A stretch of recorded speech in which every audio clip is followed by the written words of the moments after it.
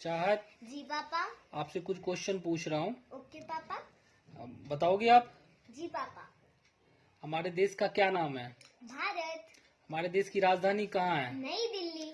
हमारे देश में कुल कितने राज्य हैं? 29। हमारे हमारा देश कब आजाद हुआ था? 15 अगस्त 1947।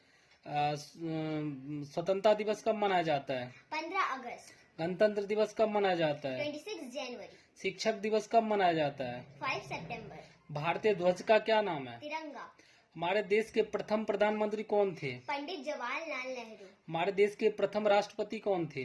डॉक्टर राजेंद्र प्रसाद। हमारे देश के प्रथम शिक्षा मंत्री कौन थे? Doctor APJ Abdul Kalam. भारत का सबसे बड़ा राज्य कौन सा है? राजस्थान।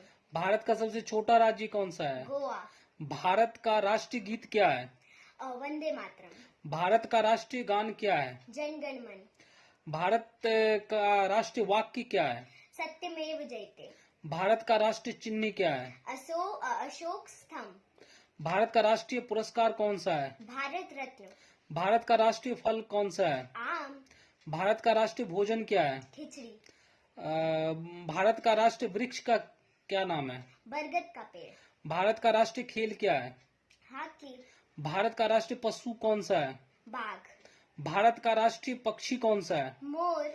भारत का राष्ट्रीय नदी कौन सा है? गंगा नदी। अरे वेरी गुड चाहत, बहुत सुंदर, आपने अच्छे जवाब दिया।